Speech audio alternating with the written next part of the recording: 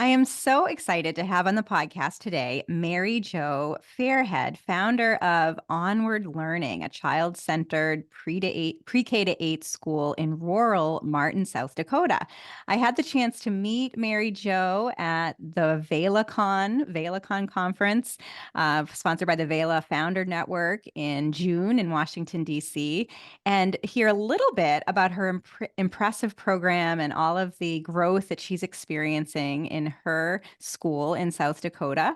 Mary Jo was a high school and middle school public school teacher in South Dakota and an elementary school principal, again in public schools in South Dakota. And she launched Onward Learning in 2021, first as an early childhood program, and then a year later in 2022 added that elementary school program that is expected to have now 33 students in total for fall of 2024. So Mary Jo Fairhead, welcome to the Liberated podcast. Thank you. Thank you for having me. This is exciting. It is so exciting to have you here. I am just really impressed by what you're building. Love to hear more about your journey to entrepreneurship. But let's start first with your decision to go into education to begin with and your experience as a public school teacher and administrator throughout South Dakota. Tell us what made you decide to become a teacher. Well, first and foremost, my aunt, who was also more like a sister, was a teacher. I really looked up to her. And I think that's kind of when it started, when I thought maybe that might be the route for me because I wanted to be like her. But then I got a scholarship and I was able to go to college. And during some of my earlier classes, I signed up to be a tutor at the local high school. I went to school at Black Hills State University in Spearfish.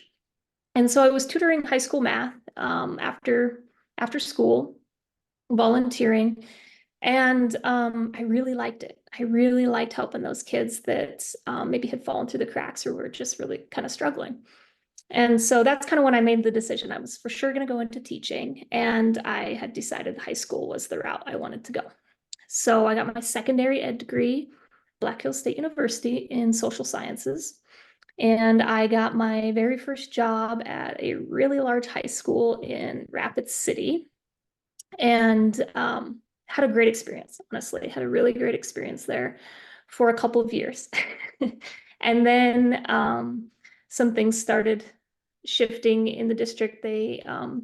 For instance, they started releasing early on Wednesdays so that all the teachers could meet to come up with a plan to teach everything at the same time on the same day in the whole district. And it was a little bit frustrating because Wednesday was our highly attended day. And in a district that size, how do you teach the same thing on the same day across the district? It was just, anyways. So anyways, I taught there for 3 years and then I moved home. I did really like Stevens. It was a great experience. I was a coach and teacher there, but I got married and moved home. And I started teaching at the local school district here. And I got a job in middle school science, which is a whole new ball game compared to high school. Also really enjoyed it. But after a year of coaching and teaching, we had had our first child. There were some things that I just wasn't sitting well with me. And the last sort of straw was I had requested the day off for my daughter's first birthday, and they denied my leave. And I was like, I think I'm going to stay home for a little while. So I quit everything and stayed home for 2 years, and we had another child, another little girl. And in the meantime, we started another business on the side, but my heart was always in education. I never once thought I would never return. So, about 2 years of staying home, I was called by a former colleague who was the principal at another school. I guess before I went to Bennett County, I was at another school as well. And on the reservation I taught. Anyways, that former colleague called me and said, hey, I'm resigning as principal. I really want you to apply. And so in the meantime, I had gotten my master's degree to become a principal. I didn't know if I'd ever use it, but I thought, you know what, I'm going to get it just in case. And so I talked to my husband. I was like, this is going to be a big shift from staying home to jumping into admin. But I applied, ended up getting the job. and dove back into education, public education. I was pretty excited though, because I thought, I'm going to be a principal. I can really make some changes, right? I'm going to take this head on from the inside out. We're going to do this. And we did. We did a lot of good things. It was a very transformational experience for me. Of course, we were met with so many different roadblocks and barriers and things, but we were doing really well. But there was a huge, that school district and the other school district I taught in at home are considered school improvement schools by the state. So we have to do extra basically to prove that we're trying to improve and trying to do better. And then part of that is a crazy amount of testing. So at my school district, for instance, 5 to 6 weeks out of the year, we're either MAP testing or state testing. And then that's not including the weekly progress monitoring testing that we're requiring of the teachers. And so all of that was just kind of bothering me because I was working with, my school district is located in the poorest area in the entire nation. So along with that, there's extreme trauma, alcohol abuse, just a lot of things that we were dealing with our children. And to me, testing wasn't what mattered, but we were spending all this time doing that. I was taking at least one child, sometimes more, to the hospital every week for suicidal ideation or attempts. We were taking kids all over for counseling and just dentist and doctor's visits and all these really important things, but the state wanted me to focus on testing and wanted my teachers to focus on testing. And so it was stirring in me. I was like, and then COVID hit, the pandemic, and all these students I'd worked so hard to build relationships with and get into counseling and get healthy and just make them feel like they enjoyed going to school. We sent home and we didn't see them for 13 months. And we were forbidden to see them, essentially. The tribe was very strict on their lockdown and all of that. And I get it. Nothing against it. It was just a really hard time. And so in the middle of all of that, I met someone, David Richards from California, and through Zoom, which Zoom was a cool thing that came about because of COVID, right? I got to meet all these people from other states that I never would have met. And I kind of just wanted him to sort of life coach me a little bit. He'd been in education, he'd made some big shifts, and I had this stirring in me. And he just asked me a simple question. He said, if you could do anything, if money wasn't an issue, what would you do? And I popped off. I said, I'd start a school. I'd quit my job and I'd start a school. And then I laughed. I'm like, ha ha, that's not possible. I'm not going to do that, obviously. I'm not going to quit my job and start a school. And he stopped me and he said, well, why not? I was like, and I couldn't answer it. So long story short, quit my job without a plan, financially, anything. Told my husband, I said, I don't know what I'm doing, but I'm not doing this anymore. It was heartbreaking because I felt such an obligation to that school and that community and those children. But also, it was so overwhelming that I didn't feel like I was truly making a difference. I remember coming home one day after sitting at the hospital with a child all day, feeling like, wondering, I guess is more the word, is this what like soldiers feel like when they come home from war? Like this anxiety, this, like, is this what it feels like? That's what it felt like, I think. So, And Mary Jo, was that public school that you were the principal at? Was that on a Native American reservation, or it yep. serviced those two? Okay, so it was within the Yeah. So it was reservation. on the Pine Ridge Reservation, and the Oglala Sioux tribe is the tribe, which I'm also a member of. Anyways, so I quit my job. I started working with David. He kind of helped me lay out a plan of, finances, curriculum, that kind of stuff, what I wanted this to look like. And we started with childcare. I knew in my area, it would be hard to talk people into believing that this was a good idea, even though we had a lot of country schools. I grew up in a country school, and What's everybody that? loved the schools. So country schools are basically what I'm doing. Um, so for instance, my school is like 52 students, K through 8, multi-age classrooms. One teacher teaches 2 to 3 grades or more. Some of our schools around here only had like 20 students, and they're called country schools because they're out in rural America where the ranchers and farmers and rural, agricultural people live for the most part. But it was a Um, public school that you went to? yeah, But they were public schools, yeah. but they were located kind of out in the country. Yeah, yeah. Okay. And they shut all of them down because of financial reasons. Hmm. So they're a thing of the past, but everybody appreciated that type of learning at one point in time. So I knew if I could kind of get people to come around to the idea that it's basically a country school, then then I could get them won over. But in the meantime, we started with childcare. We thought, we'll start with that and then build our way up, work our way up. And my plan was originally just to do like one grade at a time. And my daughter was our oldest child. So I'm like, I'll just move up with her. But then it got to the point where I had 13-year-olds that wanted to come. So I'm like, well, I guess. So Amazing. yeah. Can we just pause just for a moment? So you started with the early childhood program, which you got licensed by the state as a daycare, as an early childhood licensed program to begin to get your name out there, to begin to kind of build relationships with community around a new model for education. And that opened in 2021. So then what started to happen from that opening to then 13-year-olds saying that they wanted to be a part? I guess what was going on then? Um, Part of it, I think, was that I had sort of built my credibility as a teacher in the area. Um, and yeah, I can't really put my finger on it. We also did a summer program, which was really helpful. We did like a summer science program, STEAM program.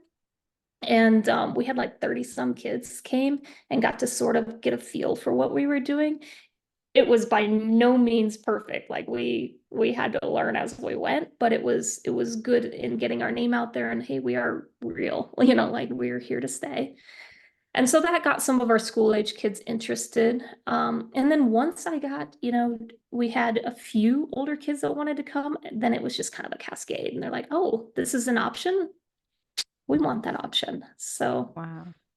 So you still have the early childhood program, which is mostly for children of the staff and teachers at your program, and most of the students are school age, so sort of K-8 range.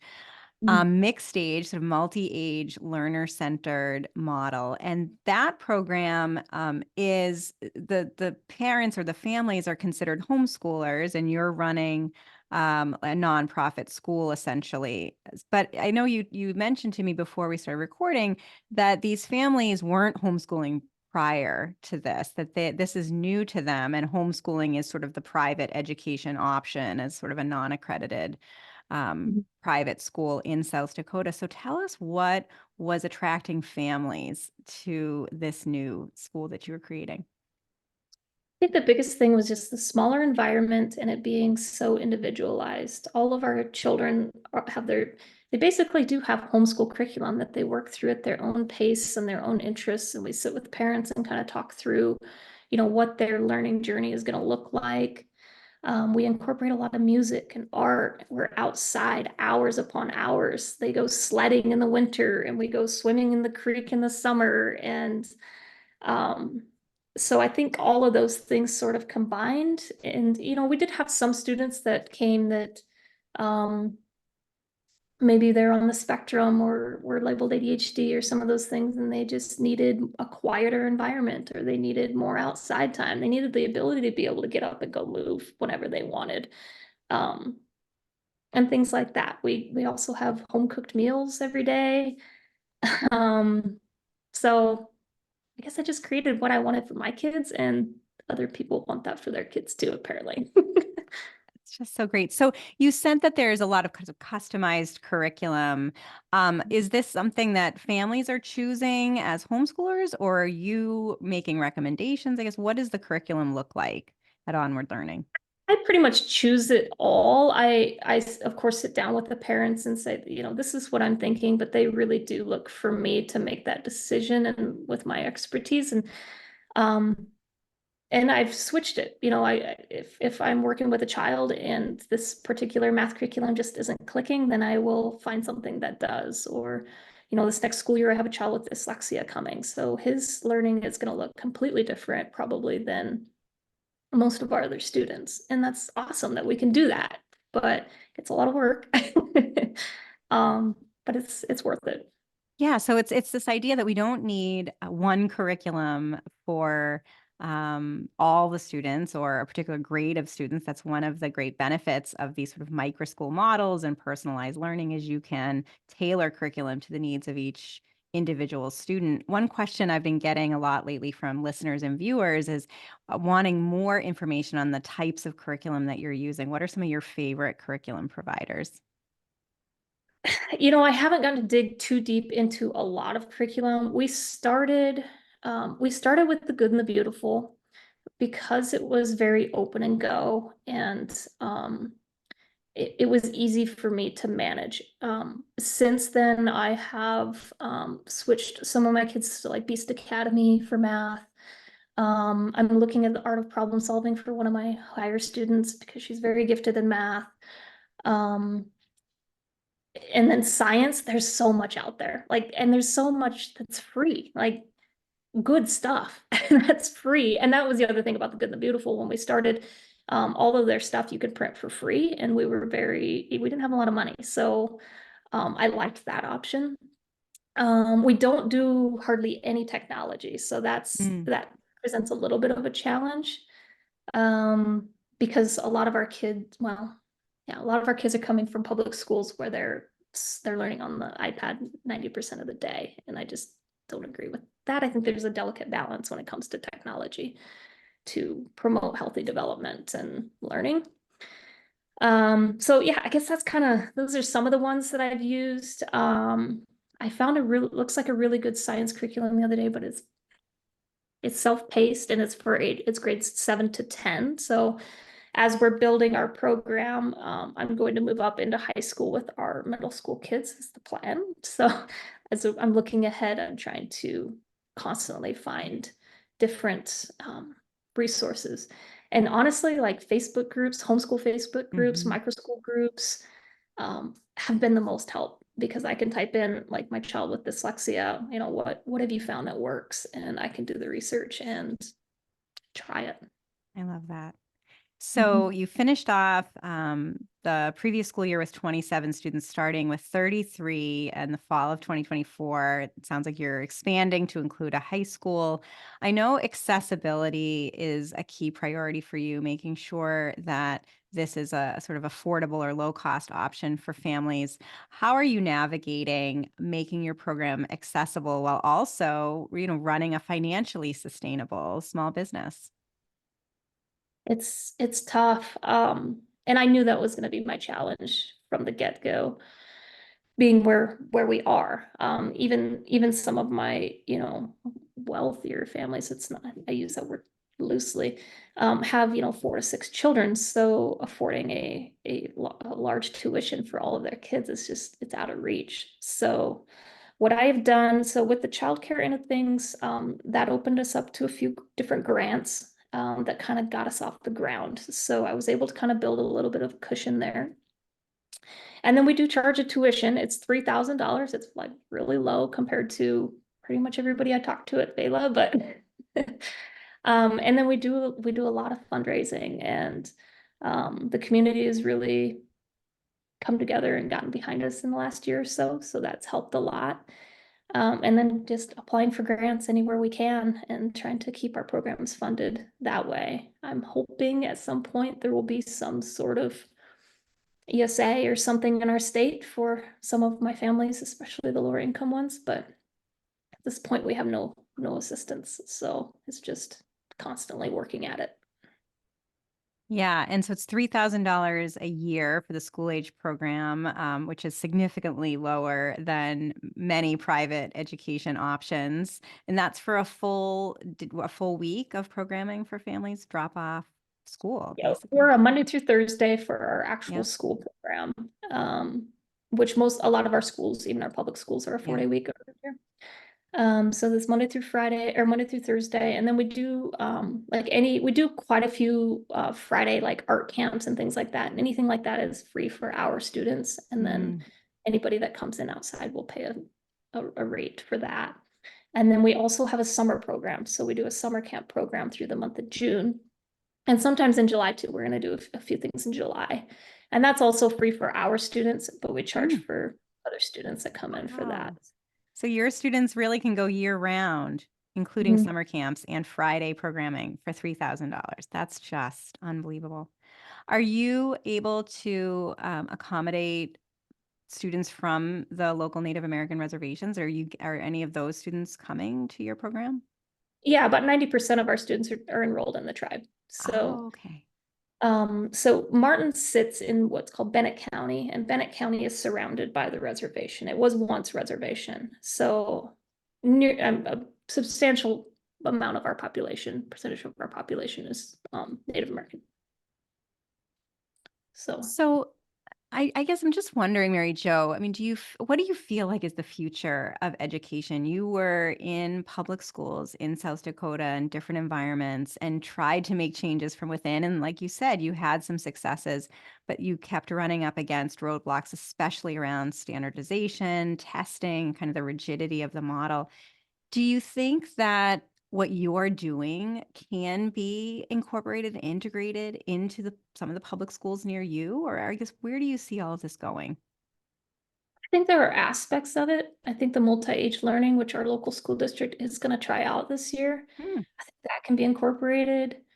Um, but honestly, until we get away from the standardization of what is expected of the teachers and of the kids and these huge class sizes, I I don't know. Yeah, it's tough. When I was a teacher, I had 26 to 36 graders all by myself, and they all had their own individual needs, and there was no way I was going to meet them all with that many kids. So I hope it goes more towards what I'm doing, but reality, probably not.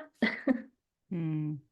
So, some people will say, well, these innovative education models like onward learning, how do we know that your students are learning, right? Like this is sort of the defense of standardization in conventional classrooms is, well, we need that testing because we need accountability. We need to know that students are learning. And what would you say to that in terms of how do you know your students are learning? And maybe what are your reflections on what that supposed accountability in public schools really meant? Well, first of all, the tests that they give the children are ridiculous, for lack of a better word. Many of my students, they didn't even understand the wording, the way it was worded, because their families don't speak that way. And Mm. so they might know the answer to that question, but it's like it's worded in a way that they didn't understand. So I just don't think that it's realistic to think that these tests really show what kids are learning. What shows what kids are learning is when you're sitting with them one-on-one and you see a light bulb go off, and I mean, we are with them every single day. If you ask the teachers, just ask the teachers, is this child learning? And they will be able to tell you, yes, they learned this, and this, and they need to work on this. Um, I went to school before all this testing. I think No Child Left Behind came in. I mean, I was like middle school or something, but um, I had 4 kids in my graduating 8th grade class. And of those 4, there are 2 doctors, no, 3 doctors, and myself. So do we need testing? Right, right.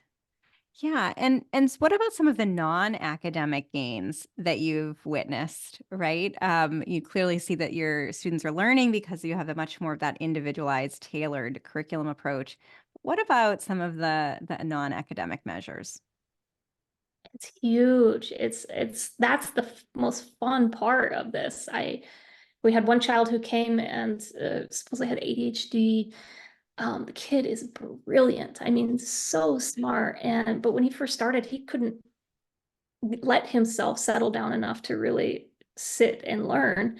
But once he figured out that, hey, I can get up and go run around, or I can let him know if I'm hungry, or um, I don't, I can choose what, if I'm interested in something, I can choose to learn about that.